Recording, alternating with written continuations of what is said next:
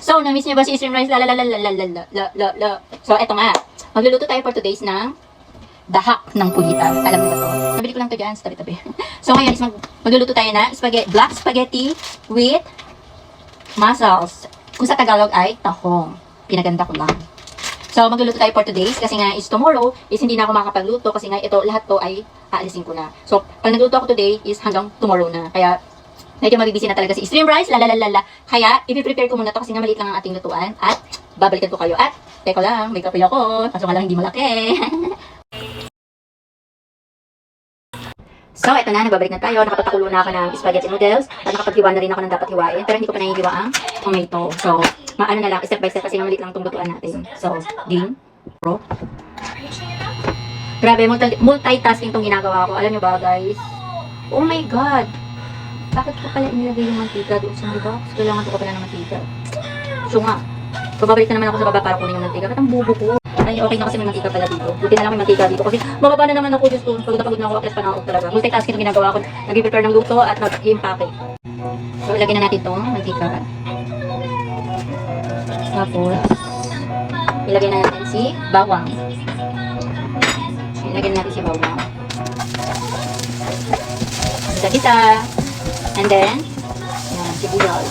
Alam niyo yung mantika na ito, ginamit ko pa sa longganisa. Kaso talaga tinatamad ako bumaba. Sobrang mekos-mekos na lang ito. Tatami rin naman kakain. Iaano rin naman to. Ilalabas sa katawan. Okay na to. Wala, sobrang pagod na talaga si Stream Rice. So ngayon, habang hinihintay natin silang masunog, mag-ano na ako. Naghihiwan ako ng tomato. Bali dalawa to kasi gusto ko maraming tomato. Kaya ko lang muna ng isa kasi baka sobrang dami mga team. Hindi na siya lalabas na black spaghetti. Magiging sinigang na siya. So kailangan pala ano lang. Gusto yung kumanta, so kailangan din natin na tansya-tansya. So, ilagay na natin itong seasoning. And then, ito kasi is naka-ano na ito, frozen, tahong siya, at parang naka-steam na rin ito. Kaya madali na lang siya, ilalagay ko na lang, hindi ko pa kailangan pakuluan. So, naka-steam na talaga siya. So, yun lang pinaka-advantage, hindi ko na kailangan talaga magpakulo kasi napakaliit talaga. Tapos yung mga ibang gamit ko, ibinaba ko na talaga. Kaya, madali na lang to. So, I try my best. Sana magustuhan ni tatay ng hapon. Kasi nga isa punta na rin siya dito. Kasi nga pupunta pa kami ng City Hall. Ang daming sabi. Totoo lang talaga. Kung ako lang talaga, ayoko na talagang lumipat. Kaso wala eh. Sobrang ano kami dito. Napakamalas na. Ano ba? Hindi basbati yung sa hoy lang ng ano ko. Sobra. Ang hirap. Kaya ang mahal ng private. Ang busisi. Tapos yung ibang taong ayaw magbukas. So, nako. May na nato. Tapos, kasi nga syempre tahong siya. Nilagyan ko siya ng konting luya. Ano lang ba? Para sa lansa. Sana maging okay kung luto. Ano rin ako medyo natatakam din ako sa black spaghetti. So, tatawagin ko na siyang black spaghetti seafood. Para ano. So, ngayon ay ilalagay na natin ang dahak. Dahak ng pugita. Buti may ganito, no? At least, diba makaluto? So, ngayon, ilalagay. Talagang black na black siya, ha? Pero hindi ko lang alam kung anong ano nito. Ilalagay na natin siya.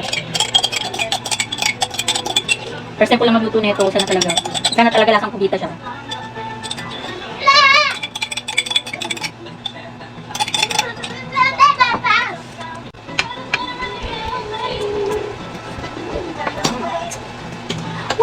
Grabe.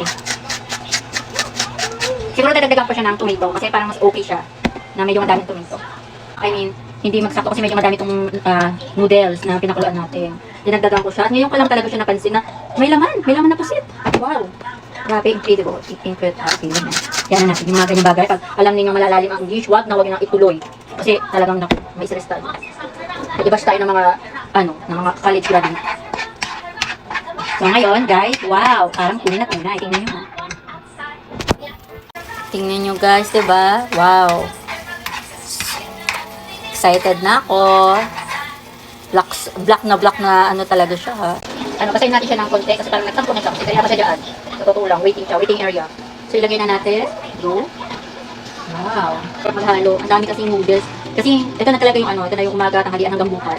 Kasi wala nang time, hindi na lahat ng gamit kaya okay na to, hanggang bukas lang kainan ko. Kaya dinamihan ko na talaga siya. Ay, tapos na rin sa wakas. Ganun lang, ganun ang kaisi, mga Stream Rice Pero syempre, bago tayo magtapos, tikman muna natin yan. Tikman na natin. First bite. Thank you Lord. Laging thank you talaga.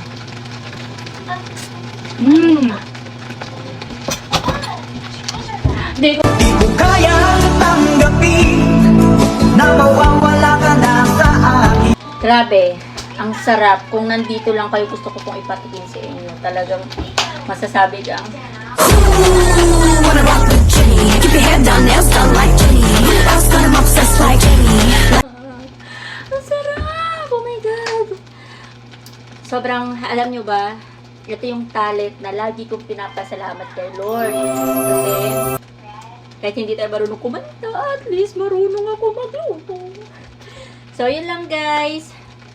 Pakikita ko muna to sa inyo. At maraming salamat. Ito na ang part 3 na String Rice.